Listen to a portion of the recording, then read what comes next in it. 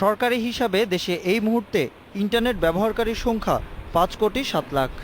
এর মধ্যে 4,92,00,000 গ্রাহকই মোবাইল ফোনের মাধ্যমে ব্যবহার করছেন ইন্টারনেট।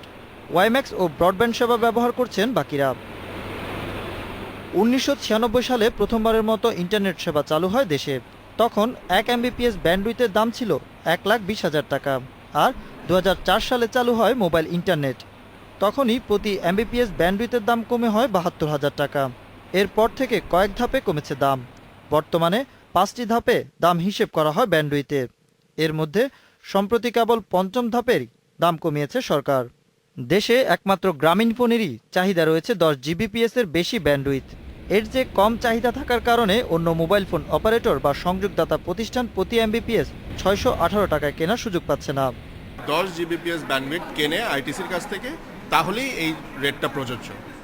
সো প্রবলেম হচ্ছে 10 GBPS কোনো আইআইজি বা কোনো আইএসপি এটা কেনে না। ওই দাম কমানোর ফলে মেজরিটি অফ দ্য সাবস্ক্রাইবার্স এর উপরে খুব একটা ইম্প্যাক্ট কিন্তু পড়বে না, পড়বে হলো ওই 3%-এর উপরে।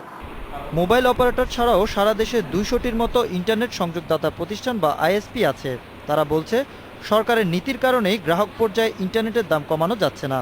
সাবমেরিন কেবল কোম্পানি দিচ্ছে বা আইটিসি গুলি দিচ্ছে, সেটা কিন্তু এখনও অনেক বেশি। আমাদের হিসাবে অ্যাটলিস্ট আমাদের দেশের আমাদের পার্শ্ববর্তী দেশগুলোর তুলনায় খরচ এখনও দ্বিগুণ। ব্যান্ডউইথ প্রাইসের যে কম্পোনেন্টটা, এটা আসলে ম্যাক্সিমাম 5 থেকে 8%। সো সুতরাং ওই ব্যান্ডউইথ প্রাইস যতই কমুক না কেন, মানে ফ্রি ব্যান্ডউইথ, সরকার ফ্রিতে ব্যান্ডউইথ দিচ্ছে, তাও কিন্তু এন্ড ইউজার ফ্রিতে ব্যান্ডউইথ পাবে না। তবে নিয়ন্ত্রক সংস্থা বিটিআরসির দাবি, জটিলতা নিরসনের চেষ্টা করছেন তারা। শিগগিরই এর সুফল পাওয়া যাবে গ্রাহক পর্যায়ে।